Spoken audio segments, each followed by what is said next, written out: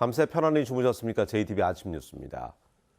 오늘 아침 내륙 지역을 중심으로 안개가 낀 곳이 있어서 출근길 운전에 주의가 필요합니다.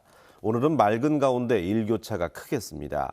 오늘 아침 기온은 장수가 9, 익산 12, 전주 14도로 어제보다 2, 3도가량이 낮은 쌀쌀한 날씨를 보이고 있습니다. 낮 최고 기온은 10도 이상 크게 올라서 23도에서 26도를 보이겠고 어제보다는 2도가량이 높겠습니다. 전주 기상지청은 당분간 일교차가 큰 가을 날씨가 이어지겠고 금요일부터 토요일 사이에는 한 차례 비가 내릴 것으로 내다봤습니다. 자사고와 외고 진학률이 높은 도내 한 사립중학교가 있습니다. 그런데 이 학교에 학생들이 위장 전입으로 전학 온 사례가 드러났습니다. 아예 학교 주소로 위장 전입한 경우도 있습니다. 학교는 몰랐다고 말하고 있습니다. 오정현 기자의 단독 보도입니다. 자체 전형을 통해 전국에서 학생들을 모집하는 자율형 사립중학교. 자사고와 과학고, 외고 진학률이 높다 보니 입학 경쟁이 치열합니다. 부산, 목포, 서울, 강원도 전국에서 와버려요. 이렇게 유명, 난 몰랐어요. 그런데 위장 전입을 통해 전학 온 학생들이 있는 것으로 교육청 감사에서 드러났습니다. 법률을 일단 위반했기 때문에 학부모의 위장 전입을 통해서 전학 업무를 부당하게 처리한 내용. 교육청이 확인한 위장 전입 전학생은 최근 3년 동안 13명. 문제는 학교가 위장 전입을 알고도 전학을 받아줬는지인데 학교 측은 몰랐다고 말합니다. 여기가 경쟁률이 보통 8대1 정도 되거든요. 그러니까 너무 과열돼서 솔직히 그런 것 때문에 그런 현상이 좀 있는 것 같아요. 하지만 쉽게 이해하기 힘든 해명입니다. 적발된 13명 가운데 7명은 아예 학교 주소로 위장 전입했기 때문입니다. 경찰은 교육청 의뢰를 받아 청탁과 대가가 오갔는지 수사에 나섰습니다. 교육청은 해당 학교에 기관 경고를 내리고 당시 교장과 교감 등을 징계하라고 통보했습니다. JTBC 뉴스 오정현입니다. 삼성 바이오로직스 분식 회계 의혹을 수사하고 있는 검찰이 국민연금공단 기금운용본부를 압수수색했습니다. 이재용 부회장의 경영권 승계 작업을 겨냥한 것이라는 분석인데요. 그룹 차원의 경영권 승계 작업을 인정하는 대법원 판결 뒤 수사가 속도를 내고 있습니다. 정원희 기자입니다. 서울중앙지검 수사관들이 전주의 국민연금공단 기금운용본부에 들이닥친 건 오전 9시 30분쯤. 기금운용본부장실과 운용전략실장실, 주식운용실 등 세 곳에서 압수수색을 한 것으로 알려졌습니다. 경영권 승계 문제 있다고 보시나요? 합병 찬성 관련 자료 확보하셨어요? 검찰은 동시에 서울 삼성물산 건설부문 사옥도 압수수색해 관련 자료를 확보했습니다. 삼성바이오 분식 회계 의혹을 수사하고 있는 검찰이 국민연금을 압수수색한 건 이번이 처음입니다. 대법원이 국정농단 사건 상고심에서 이재용 삼성전자 부회장을 위한 그룹 차원의 경영권 승계 작업을 인정한 지 한 달 만입니다. 이 같은 승계 작업을 위해 제일모직과 삼성물산 합병 당시 제일모직의 자회사이던 삼성바이오는 분식회계를 냈다는 의혹을 받고 있습니다. 일부러 가치를 높여 제일모직 대주주인 이 부회장이 삼성물산 지분을 안정적으로 확보할 수 있도록 도왔다는 겁니다. 이 같은 합병은 결정적으로 삼성물산 대주주였던 국민연금이 찬성표를 던지면서 성사돼 국민연금이 삼성에 특혜를 줬다는 의혹을 받았습니다. 국민연금 측은 이번 압수수색에 대해 별다른 반응을 내놓지 않았습니다. 하지만 검찰의 압수수색이 진행되는 가운데 김성주 국민연금공단 이사장은 내년 자신의 총선 출마가 유력하게 거론되는 지역구의 초등학교 행사에 참석해 적절치 못했다는 지적을 받기도 했습니다. JTBC 뉴스 정원익입니다. 오천 혈액순환 개선 등의 효과가 있는 것으로 알려져 있습니다. 자치단체들이 오츠를 활용한 기능성 식품 개발을 추진하는 이유인데요. 최근 식품의약품안전처가 옷 속에 들어있는 알러지 물질에 대한 검출 기준을 대폭 강화하면서 산업화에 발목이 잡혔습니다. 하원호 기자가 보도합니다. 온나무 추출물을 넣어 만든 막걸리입니다. 옷을 넣은 간장과 된장을 비롯해 건강기능식품 개발도 이루어지고 있습니다. 임실군과 순창군은 지난 2017년부터 65억 원의 사업비를 들여 옷 산업화를 추진하고 있습니다. 옷에는 항산화 효과와 그다음에 혈행 개선 등의 다양한 효과가 인증이 돼 있기 때문에 그런 부분을 충분히 활용할 경우 그런데 옷 산업화에 발목이 잡혔습니다. 최근 식품의약품안전처가 온나무 추출물의 알러지 유발 물질인 우루시올을 5종으로 늘리고 검출 허용 기준도 1mg에서 100배나 강화했기 때문입니다. 있어서는 안 되는 건데 그거를 이제 더 좋은 시험 방법으로 개선을 하다 보니까 낮아진 거죠. 불검출의 기준이. 식약처가 정한 우루시올 제거법을 쓰더라도 허용치를 초과하기 때문에 식품 첨가물로 옷을 사용하는 게 사실상 어렵게 된 겁니다. 전문가들조차 개정된 검출 기준에 문제가 있다고 지적하는 이유입니다.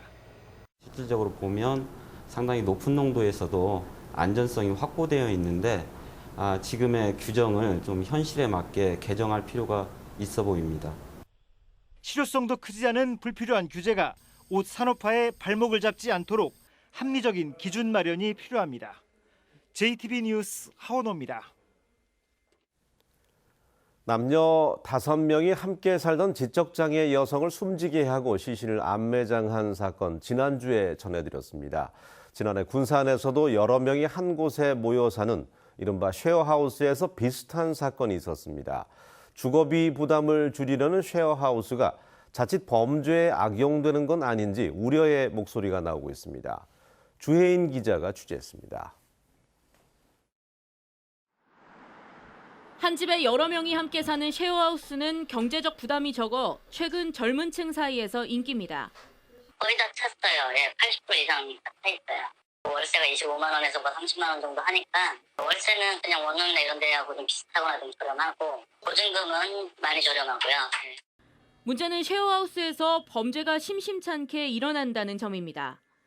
실제로 지난달 익산의 한 원룸에서 함께 살던 20, 30대 남녀 5명이 지적장애가 있는 여성을 때려 숨지게 한 뒤 시신을 암매장했습니다.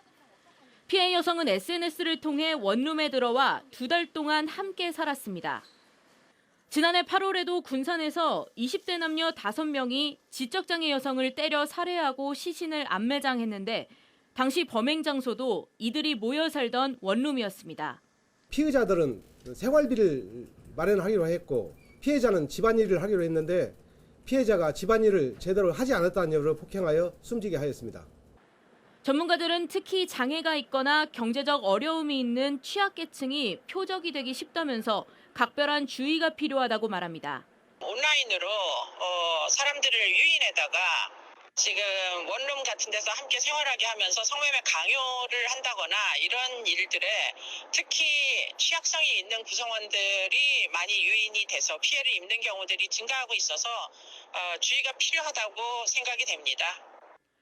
또한 지나치게 낮은 주거비나 좋은 조건을 제시한 쉐어하우스는 꼼꼼히 확인한 뒤 거주 여부를 결정할 필요가 있다고 전문가들은 조언합니다.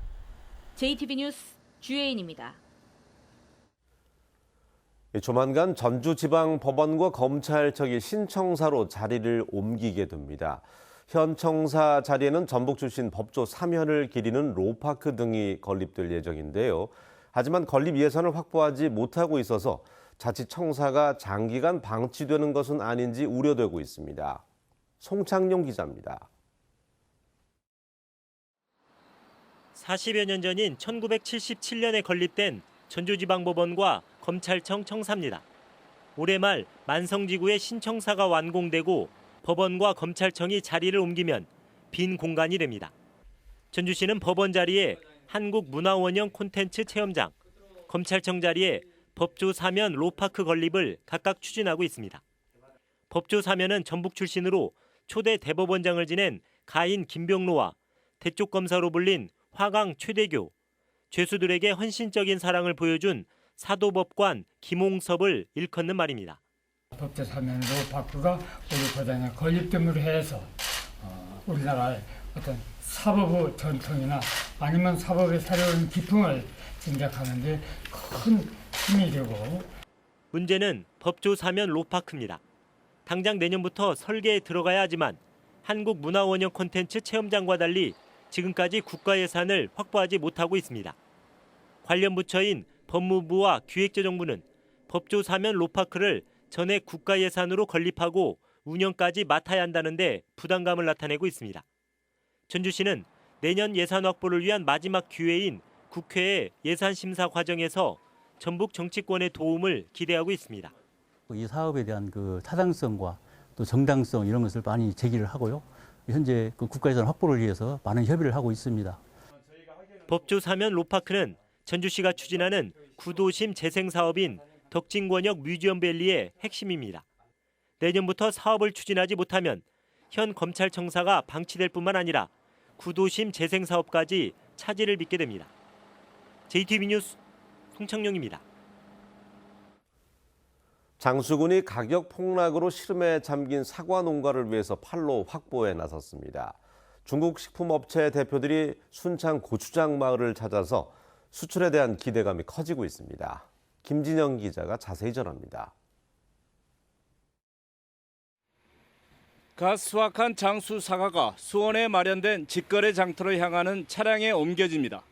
장수군이 사과 가격 폭락으로 농가의 어려움이 커지자 판로 확보에 나섰습니다. 장수군은 수원과 제주 등 전국에 마련된 직거래 장터와 인터넷을 통해 다음 달까지 3,500톤을 판매할 계획입니다. 전국 각지에서 장수 사과 팔아주기에 적극 동참하여 수원시청을 시작으로 10톤을 주문받아 출하하고 있습니다. 중국 흑룡강성 식품회사와 프랜차이즈 업체 대표들이 순창 고추장 민속마을을 찾았습니다. 고추장 등 전통 장류를 이용해 만든 소스에 높은 관심을 보여 중국 시장 진출에 기대감이 높아지고 있습니다. 지속적인 관계를 유지해 순창 소스가 중국 시장에 원활히 유통될 수 있도록 저희 행정력을 집중해 나갈 계획입니다. 남원시 고샘길 건물마다 우물 형태의 건물 번호판이 달렸습니다. 남원시가 지역 특성을 담은 도로명에 맞는 자율형 건물 번호판 설치가 문화관광의 도시 이미지에 도움이 될 것으로 보고 설치를 확대하기로 했습니다. 완주군이 행정안전부가 주관한 지방규제혁신 우수사례 경진대회에서 1등을 차지했습니다. 완주군은 수소연료 전지 국가표준을 제출해 투자 유치와 일자리 창출 부분에서 높은 점수를 받았습니다. JTBC 뉴스 김진영입니다. 한국문화예술위원회가 수행하고 있는 문화예술인 지원 공모 사업이 수도권에 집중되고 지방은 철저히 소외되고 있는 것으로 나타났습니다. 대한정치연대 최경환 의원실에 따르면 지난해 문화예술인 지원 공모 사업의 경우 수도권이 57.4%로 가장 큰 비중을 차지했고 경기도가 14.5%로 뒤를 이었지만 전북 2%를 비롯해서 나머지 대부분 시도는 2%대 이하에 그쳤습니다. 최 의원은 문화예술 인프라의 불균형으로 역량이 우수한 지방예술인과 단체들이 정부 지원으로부터 소외되고 있다면서 지역별로 맞춤형 지원 정책을 발굴하는 등 공모 방식의 개선이 필요하다고 말했습니다. 전북교육청이 자녀가 다니는 고등학교에 부모가 교사로 근무하지 못하도록 하는 이른바 상피제를 도입하지 않기로 했습니다.